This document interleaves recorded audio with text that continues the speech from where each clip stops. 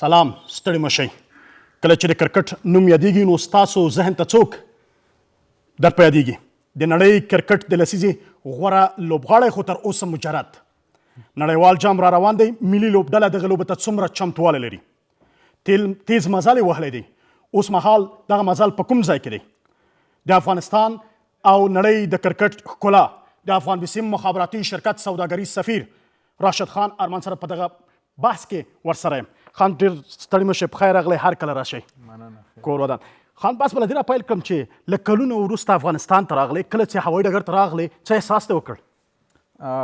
بسم الله الرحمن الرحیم. لومړي سر کې خو تاسو ته ټولو لیدونکو ته سلامونه او نیکې هیلې. واقعا 4 کاله وروسته 3.5 کاله وروسته وطن ته رالم. ډېر د خوشحالۍ اظهار و کله چې خپل د هېواد غرونه مې ولیدله، د هوایي ډګر ته کېوتلم او د خلکو مینه مې ولیدله، نو ډېر زیات د خوشحالۍ ځای و. په تېرو 3 کالو کې موږ ډېر لاسته راوړنې لرلې، خاص کر په تېر نړیوال جام کې. نو هغې وروسته موږ راغلي نو هېواد ته، نو خلکو څومره غوښتل چې دا ملي لوبغاړي راشي او موږ سره دا خوشحالي شریکه کړه. خو ډېر زیات خوشحاله یم چې بعد د 4 کاله وروسته راغلم خپل هېواد ته او څومره چې خلکو مینه راکړه. خیر راغلی. مننه. تازه د افغان بسیم مخابراتي شرکت سوداګریز سفیر ټاکل شوی. کله چې دا سفیر وټاکل شو څه احساس ته وکړل؟ ځکه د افغانانو لخوا جوړ شوی مخابراتي شرکت. بالکل د خوشحالۍ ځای و. لومړي ځل لپاره په افغانستان کې یو شرکت سفیر ټاکېدل. زموږ لوبغاړي زیاتره په دې برخه کې نه ولو، خو بیا هم چې کله ما واورېدل چې زه افغان بسیم سره یو شرکت کې سفیر په توګه ټاکل کېږم، نو زما دپاره خوشحالۍ ځای په دې چې څومره پرمختګ په تېرو 7 کالو کې ما کړی، همدغسې دا شرکت هم دی چې دوی پرمختګ او څومره په هېواد کې هر ګوټ ته رسېدل، اول ته د خلکو ته د انټرنیټ زمینه برابرول او د هغوی مشکلات کمول، ما په نظر د دوی دا یو غټ خدمت دی. همدې خاطر ما هم غوښتل چې یو داسې شبکې سره یم چې هغه هم د وطن خدمت کوي، موږ هم په میدان کې د وطن. یعنی د افغان بسیم مخابراتي شرکت خدمتونه چې ولس ته وړاندې کوي هغې ته دې ته اړ کړي چې د دوی سفیر شي. بالکل. افغان بسیم هغه شرکت دی چې افغانانو ته خدمتونه وړاندې کوي. ستاسو نظر د خدمتونو څه دی؟ بالکل. موږ په هېواد کې خاص کر په هغه ځایونو کې چې انټرنیټ ډېر مشکل وي، هغوی بیا نشي کولی چې خپلو فامیلونو سره او نږدې ملګرو سره په اړیکه کې اوسي، نو افغان بسیم په 40 ولایتو کې هم دغسې 4G انټرنیټ هلته رسول دا یو غټ خدمت دی وطن دپاره او ټول هېواد دپاره. نو همدې خاطر ما هم غوښتل چې زه هم یو داسې فامیل سره تړون وکړم تر څو زه هم خپل کوشش وکړم چې څومره هم کولی شم د دې خدمت وکړم او دوی هم همیشه کوشش کوي چې هېواد کې څومره هم د خلکو خدمت وکړي، د هغوی دپاره د تلیفوني رابطې او سره انټرنیټ چې نن سبا هر سړی غواړي چې په موبایل کې هم لوبه وګوري، د موږ لوبې وګوري، نو هغوی دپاره یو داسې زمینه برابرول چې دوی په اسانۍ سره په انټرنیټ د لارې لوبه وګوري، نو دا هم ټول یو غټ خدمت دی. مننه. ستاسو د صحت موضوع ده. څه موده وړاندې مو د ملا عملیات کړی و، اوس مو صحي وضعیت څه ډول دی؟ اوس شکر الحمدلله بیخي 95% ښه یم، 15% نورو هم لږ ښه کېدو ته لږ ټایم شته، خو بیا هم لوبو ته راګرځېدل 4-5 میاشتې وروسته او لوبېدل لږ مشکل و په دې چې ملا عملیات لږ ټایم غواړي، خو د ما دپاره آینده دپاره دا عملیات ډېر ضرور و تر څو زه وکولی شم چې آینده کې هم ډېر وخت دپاره افغانستان خدمت وکړم. نو شکر الحمدلله اوس بیخي ښه یم. یعنې افغانان ته ډاډ ورکوي چې د کرکټ ځلانده ستوری اوس مهال صحي وضعیت یې جوړ دی؟ بیخي د دوی دعا په څومره دعاګانې چې ماته کړي دي، نو شکر الحمدلله اوس بیخي ښه یم. راشد، کله چې میدان ته ښکته کېږي، کله چې لوبه کوي او په میدان کې همدا غږ وي راشد راشد راشد، څه احساس کوي؟ ډېر د خوشحالۍ ځای. ته چې کله میدان ته کوزېږي او خلک ستا نوم اخلي، خوشحالۍ ځای هلته چې موږ په نورو هېوادونو کې لوبه ګو او بیا هغې هېواد کې ستا نوم اخیستل په میدان کې، دا یو ډېره غټه لاسته راوړنه ده. موږ همیشه ټول لوبغاړي دا یادو چې کاش چې موږ هم په خپل هیواد کې نړیوال لوبې کړې تر څو موږ مینوال هم میدان ته راشي او لوبډله تشویق کړه. نو چې نورو هیوادونو کې د خلکو دا مینه ګورو، د دوی دا سپورټ ګورو، نو واقعا ډېره زیاته انرژي راکوي او بیا ته کولی شي چې نور هم په میدان کې ښه وځلیږي. افغانستان په تیر ورلډ کپ باندې که بحث وکړو، افغانستان په تیر ورلډ کپ کې ښې لاسته راوړنې افغان لوبغاړو درلودې، افغان اتلانو درلودې چې افغانانو ته یې د خوښۍ شیبې راوړلې، او پاکستان ته مو چې کله ماته ورکړه تاسو میدان ته ښکته سوئ، هغه ستاسو د نڅا ویډیو هم ډېره خلکو وکتله، ډېرو خلکو خوښ سوه. څه احساس و چې کله مو پاکستان ته ماته ورکړه؟ دا د موږ دپاره یوه غټه لوبه وه. دې نه مخکې موږ انګلینډ ته هم ماتې ورکړې وه چې یو غټه لاسته راوړنه وه. هغه څلور لوبډلې چې موږ په ورلډ کپ کې هغوی ته ماتې ورکړې وه، 3 لوبډلې هغه وې چې نړیوال جام یې ګټلی د 500 وریځو. نو د موږ دپاره افغانستان کرکټ دپاره دا یو ډېر غټ اچیومنټ په دې و چې موږ په نه یوازې دوی ته په بایلټرل سیریز کې ماتې ورکو، په نړیوال جام کې ماتې ورکو. نو پاکستان لوبه واقعا د موږ دپاره یو داسې لوبه وه چې ټول هیواد غوښتل چې موږ دا لوبه باید وګټو، ځکه موږ تیرو کلونو کې ډېرې ښې لوبې ورسره کړې وې، خو په آخر کې به هغه لوبه موږ نه د هغوی خواته لاړله. خو د وجې ډېر افغانان به خفه هم وو، هغوی به خوشحالي چې وه هغه به نه شوه منولی. نو بیا په نړیوال جام کې هغوی ته ماتې ورکول، بیا څومره خوشحالي چې په هیواد کې وه، همدغسې لوبغاړو هم ټوله شپه زه نه پوهېږم که څوک ویده شوی، خوب یې کړی، ما نه راونیسه تر ټولو پورې. موږ ټوله شپه ویښ وو چې بیا به مې خپل هیواد ته وکتل، د خوشحالي به مو وکته، نو موږ به بس بیا نور هم انرژي به وه او همدا به هم ذهن کې و چې څومره خوشحالي ورکوي یو لوبه ګټل موږ د هیواد خلکو ته. نو همدا خوشحالي ده، همدا د خلکو مینه ده چې بیا موږ هم کوشش کوو چې په میدان کې نور هم ښه وځلیږو. دقیق لوبې په ځانګړې توګه کرکټ هغه شی دی چې افغانانو ته خوښي راوړي او افغانان ورته شیبې شمېري. کله چې لوبه ګټل کېږي، افغان اتلان ښځلیږي، افغانان ورته خوشحاله کېږي. خو کله چې بیا بایلي بدبختانه بیا افغانان هم هغه مسکای له شونډو لرې شي. استرالیا سره چې لوبه وه ډېر چانس افغانستان سره و، څنګه په یو لوبه د استرالیا خواته لاړه او مکسویل په افغانستان باندې هغه ډېرې منډې وکړې. بالکل هغه هم یو داسې لوبه وه چې بیخي هغه د موږ لوبغاړو زړونه یې مات کړه، په دې چې موږ ډېره ښه لوبه ترسره کړې وه، چې کله هغوی 7 لوبغاړي موټ کړي وو په 90 رنز باندې. هغې نه وروسته هم دوی ته 200 منډې پکار وې تر څو هغه هدف ته ځان ورسوي. نو هغه لوبه بایلل د موږ دپاره په دې نه چې موږ یوازې لوبه بایلو، د موږ چانس و سیمي فاینل ته وتلو، لکه په دومره غټو لوبډلو کې ته بیا سیمي فاینل ته لاره پیدا کول زما په نظر د افغانستان کرکټ دپاره یو غټ اچیومنټ و. خو هغه یو ورځ وي چې ته کوشش کړې، خو بیا هم هغه لوبه یې تا په قسمت کې نه وي. څنګه لوبه چې د هغوی لوبغاړي مکسویل وکړله، واقعا موږ هغه کیچونه لږ ډراپ کړه، هغې د وجې هغه وکولی شو چې هغه تیز رنزونه وکړي تر څو هدف ته ځان ورسوي. نو یو بده لوبه وه. خان کل افغانستان د کرکټ په دغه مزل کې ډېری تیز مزل یې وهلی دی افغان لوبغاړو. اوس مهال تاسو کپټان هم یاستئ د 20 وریځو، ټیم هم د سره ځوان دی. د ځوان لوبغاړو شتون په لوبه کې او همدارنګه د دوی لوبه کول څنګه ارزیابي کوئ؟ واقعا د موږ لوبډله زیاتره چې ځوانه ده، په دې چې خوشحاله دې ته یم چې استعداد لري ټول او د افغانستان نمایندګي کوی شي را روان 10 کاله 12 کاله یا 15 کاله. نو دا هغه لږ وخت به اخلي په دې چې ځوانان دي نړیوال لوبو کې لوبېدل او بیا هغې لږ تجربه حاصلول. زما په نظر لږ وخت به اخلي، خو یو وارې چې دوی هغه تجربه ترلاسه کړه نو دوی بیا په نړۍ کې هر لوبډلې ته ماتې ورکوی شي. څومره ټیلنټ استعداد چې دوی کې ده، یوازینۍ وجه دا کېدلی شي چې موږ ټایم لږ ډېر اخلو په دې چې موږ لوبغاړي ډېرې لوبې نه کوي نړیوالو لوبډلو سره. په 2 کاله کې یا 3 کاله کې موږ یو وار ښه لوبډلې سره لوبې وکړو یا 2 وارې وکړو. که دغه لوبې زیاتې شي نو د موږ لوبډله ډېر زر نړیوال سټیج کې ورلډ کپ، ایشیا کپ دغه ګټلو چانسز ډېر وي. نو آمادګي ښه پوره ده او لوبډله هم ښه ځوانه ده. انشاءالله کوشش به مې چې په دې نړیوال جام کې هم ښه وځلیږو. مننه. خان یو بل څه نړیوال 20 وریځ جام په مخ کې لرو، او افغانستان ستاسو په شمول ټول افغانان ورته ډېره تمه لري چې افغانستان ته بریا راسي. څومره چمتوالی ستاسو د ټیم لخوا ورته نیول شوی دی چې وکولی شئ هلته مخکېدونکو لوبغاړي د تاسو لوبډلو سره مخامخ یاستئ چې هغو ته ماتې ورکړئ؟ لوبډله ماشاءالله ښه تیاره ده په دې چې 8-9 لوبغاړي خو زموږ آی پی ایل کې هم ولو.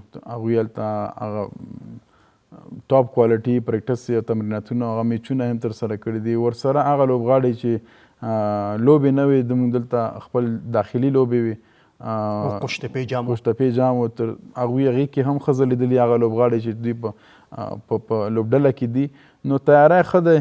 لوبډله پرون تللې ده ویسټ انډیز ته تر څو وکولی شي چې دا 10-12 ورځې مخکې نور هم پریکټس ترسره کړي. نو پوره مدګي م نیولې ده په دې چې انشاءالله ښه وځلیږو وطن ته نورې خوشحالي م راوړو. یو مسله دا ده چې پخوا هغه نیمګړتیاوې چې وي تاسو لیدلې په تاسو د کپټان وایي تاسو ته معلومې دي هغه نیمګړتیاوې اوس مهال په ټیم کې ډکې شوي؟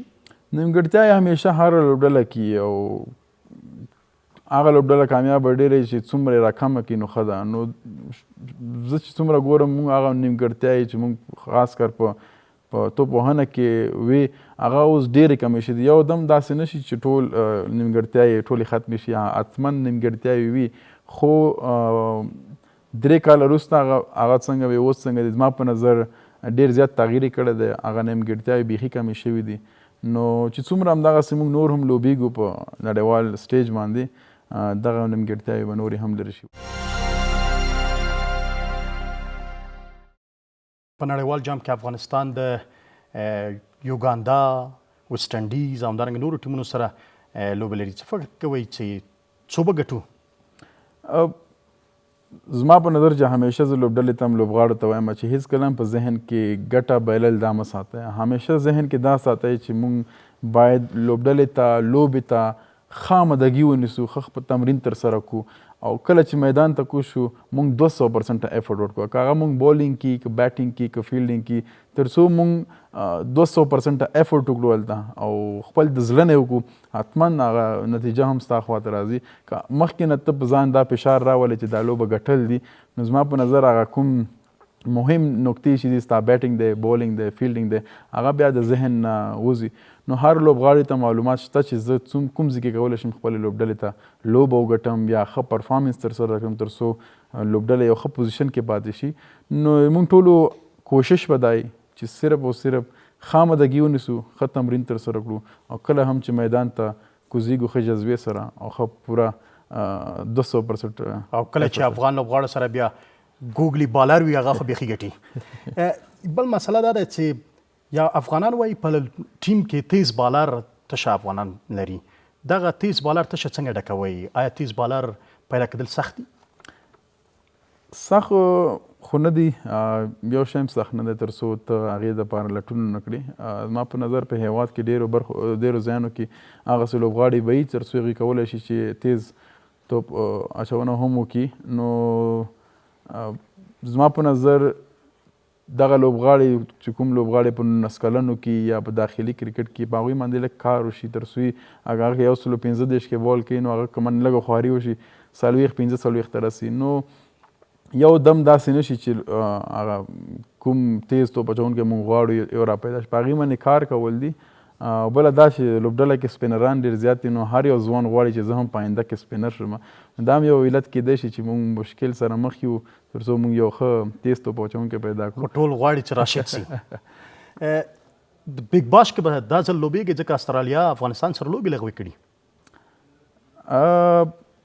هلته لوبېدل خو به مشکل په دې چې تر څو موږ هغوی سره لوبې ونه کړو او هغوی رانه شي د موږ دعوت قبول نه کړه او تر څو موږ سره په میدان کې لوبې ترسره نه کړه نه یوازې زما دپاره هر لوبغاړي دپاره ناممکنه ده تر څو موږ لاړ شو هلته هغې هېواد کې لوبې ترسره کړو.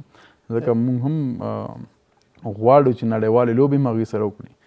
نو یو لوبډله چې موږ سره نه غواړي نړیوال لوبې وکړه نو زما په نظر دا مناسبه نه ده چې لوبغاړی بیا لاړ شي په هغې هېواد کې داخلي لوبې ترسره کړي. نو کله چې هغوی سره موږ نړیوال لوبه وکړه هغې نه وروسته بیا سوچ به پرې وکړو. بله مسله دا د ابدالیانو مسله ده. د الف ټیم د کرکټ چې اوس مهال هم په سفرونو باندې بوخت دي لوبې کوي په بهرنیو هېوادونو کې. د دې فعالیتونه تاسو څنګه ارزیابي کوئ؟ آیا راتلونکي کې د ملي ټیم کې هغه تشه چې ده هغه ډکولی شي دغه ځوانان؟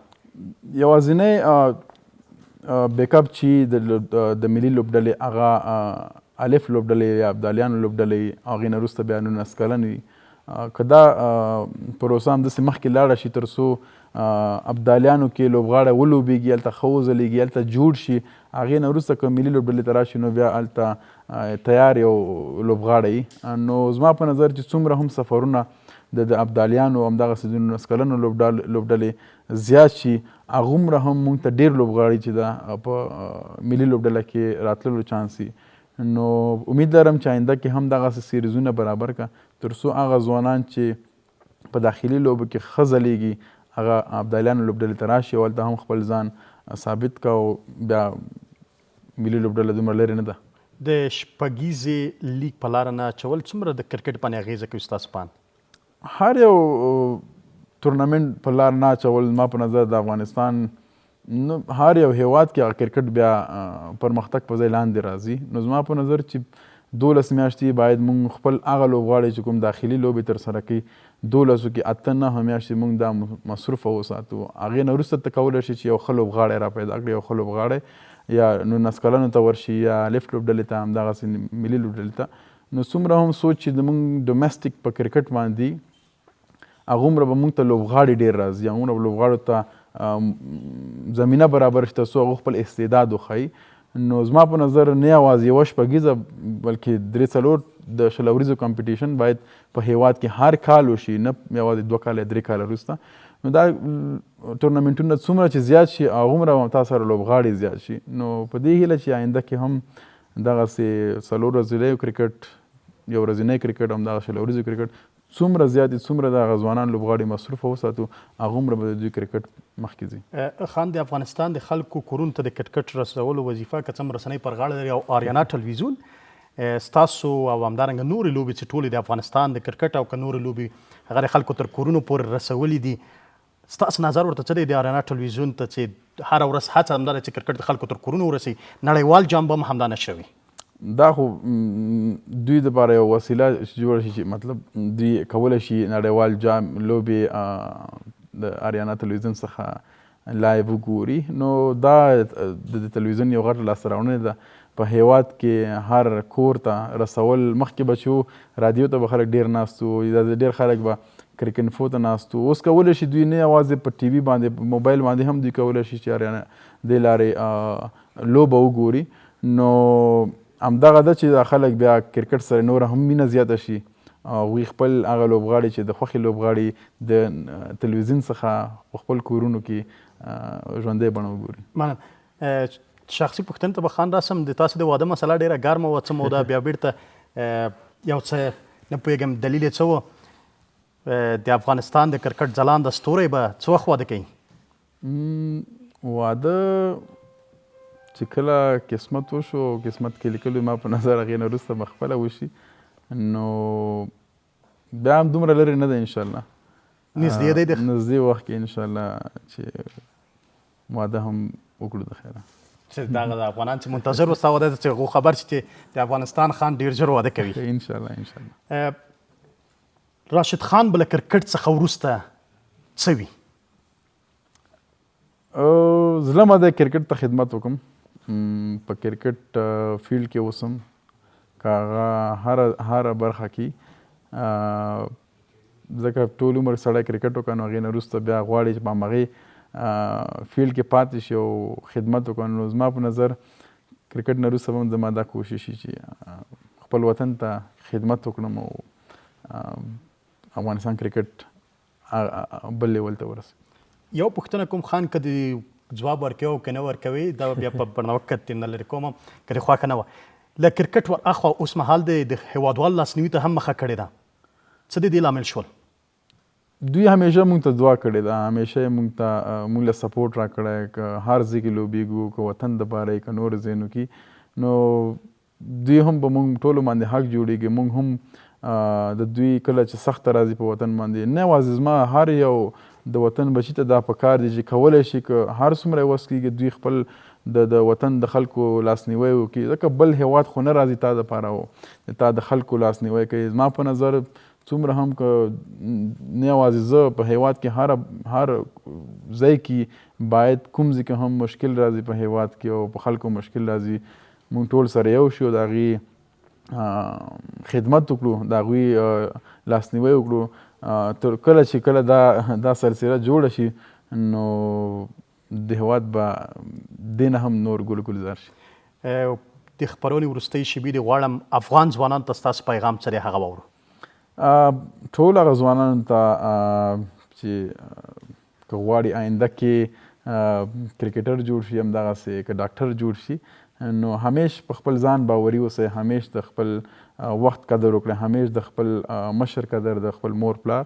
او موږ افغانانو کې استعداد ډېر زیات دی خو که موږ په خپل ځان باندې لږ باور وساتو او محنت لږ زیات کړو نو ممکنه نه ده چې موږ د نړۍ هر یو ځای ته ځان رسولو غواړو موږ ځان رسولی شو. نه یوازې په کرکټ بخش کې نورو ځایونو کې هم موږ کولی شو چې د وطن نوم ښه یاد کړو. او نو همیشه خپل صحت او خپله خواري محنت او علم دا ده له خیره چې په راتلونکي نړیوال جام کې افغان لوبډله وکولی شي خپلو سیالانو ته ماته ورکړي او افغانانو ته یو ځل بیا خوښي راوړي. انشاءالله د موږ ټولو همدا کوشش دی او همدا هدف دی چې تاسو ته نور هم خوشحالۍ راوړو. ډېره زیاته مننه کوم خان چې وخت مو راکړ. کور مو ودان. مننه تاسو. کور ودان. له تاسو قدرمنو لیدونکو هم ډېره زیاته مننه چې د خپرونې لیدونکو یې. تر بیا مو الله مل شه.